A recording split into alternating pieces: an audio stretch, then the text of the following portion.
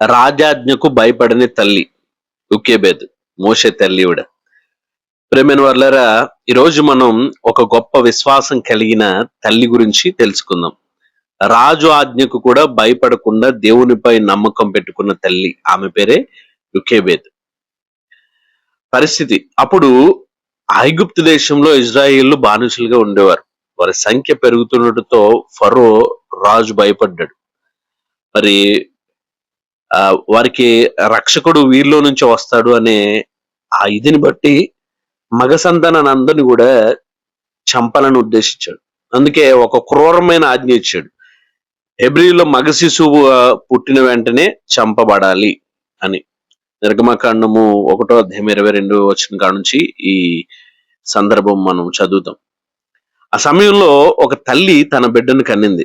ఆమె హృదయం ఎంత బాధలో ఉండేదో ఊహించుకోండి. ఎందుకంటే ఒక పక్కన రాజు పుట్టిన మగపిల్లల్ని చంపేస్తున్నాడు. ఇక్కడ ఒకవైపు రాజాజ్ఞ, ఇంకొక వైపు తల్లి బిడ్డపై ఉన్న ప్రేమ. ఇలాంటి పరిస్థితుల్లో చాలా మంది భయపడిపోతారు. కానీ యుకేబేద్ భయపడలేదు, విశ్వాసం ఉంచింది. హెబ్రీయులకు రాసిన పత్రిక 11:23 ఇలా చెబుతుంది: తల్లిదండ్రులు రాజాజ్ఞకు భయపడక శిశువును దాచిరి. ఆమె 3 నెలలు బిడ్డను దాచింది.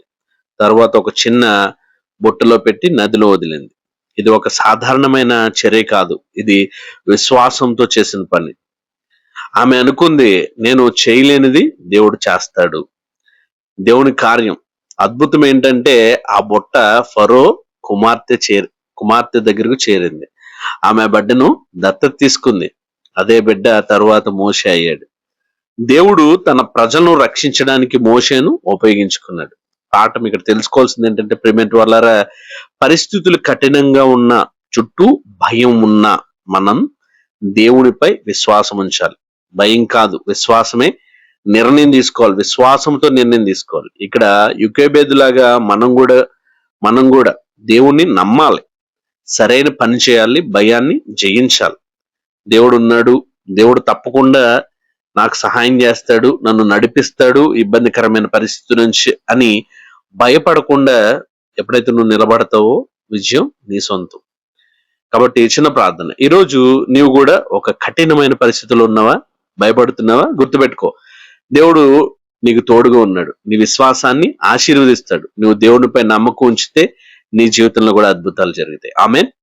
ప్రేమైన పరలోకపు తండ్రి, యుకేబేద్ లాంటి విశ్వాసాన్ని మాకు కూడా ఇవ్వు తండ్రి. భయాన్ని జయించి నిన్ను నమ్మే ధైర్యాన్ని ఇదిగో ప్రభా బిడ్డలందరికీ దయచేయండి. మా పరిస్థితుల్లో కూడా నీవే పని చేస్తున్నావని మాకు విశ్వాసం కలుగు చేయమని యేసయ్య అతి పరిశుద్ధ నామంలో ప్రార్థించి వేడుకొంచున్నాం తండ్రి. Amen, amen, amen. God bless you.